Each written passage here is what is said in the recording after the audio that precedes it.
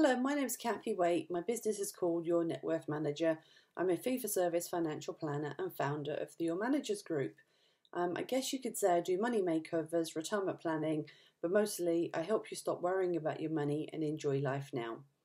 So this week I was working with a young couple and we were talking about different investment strategies, ways to do things and who to believe and how to figure out there what's just sales BS. So I guess I trust academically proven methods, Nobel Peace Prize winners in economics. What do they do with Harvard? What do Yale do?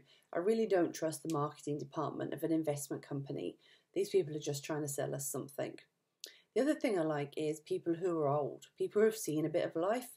So the 70 plus writers, the gurus in our industry, Burton Malkiel, Warren Buffett, David Swenson, Charles Ellis, Eugene Farmer, Ken French. Google some of those names. Don't worry, I'll put them in the transcript below. Anyway, we came up with the 5 great myths and I thought I'd share them with you, just as a start to start you off thinking. So, myth number 1, more risk is more return. Well, it might be in the short term, but it for sure isn't in the long term. You generally have a really good year and that's followed by something plummeting. If you don't believe me, get in touch and I'll show you my fancy volatility meter software. I really believe that beating the benchmark is not the only measure of success. If we can get the benchmark but with less risk, then to me that's actually outperformance because it's less stress and it's more consistent. And we generally have a quicker recovery when the downturn does come. So Google Moshe Milevsky. He's famous for his theories on sequence of returns and the retirement risk zone. So myth number 2, I can beat the market for you. Often people who sell investments will say that.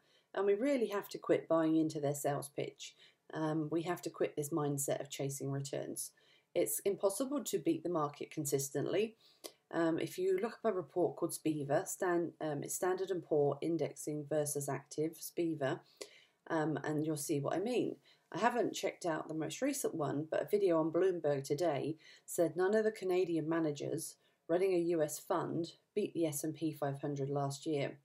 So are you serious? We could have just gone and bought the top 250 companies in the US and we could have done better.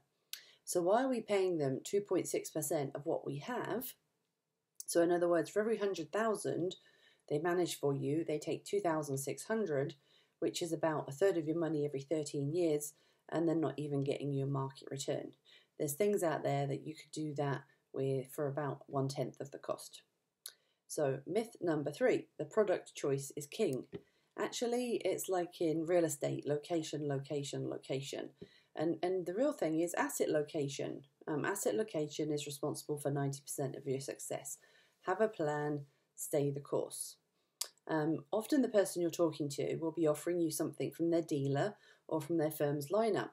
In Canada, we don't have a fiduciary standard, so you have to be really careful. What they're offering you may not be what's the best for you. It may just be the best of what they have. So, myth number 4. Trust me, I know what I am doing. You don't need to know the detail. And that just so makes me cringe. I have heard so many people have had that said to them. The other one is, don't worry, you have done better than some other people. I would say, well, so what? Prove it. Use transparent tools. Things that are what they say on the label. Show me the impact of my fees.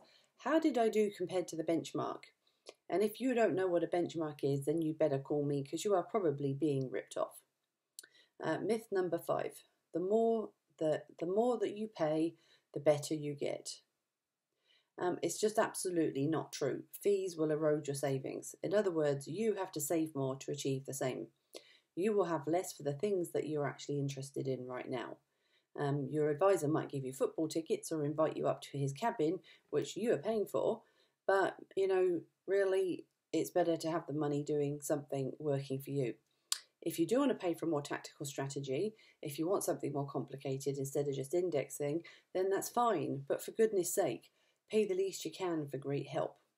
So that's the things that I hear people say that grind my gears, the biggest 5 myths that I've heard. So thanks for listening. Give me a call if you'd like to chat, 306-535-2255, or sign up for my blogs and newsletters on my website.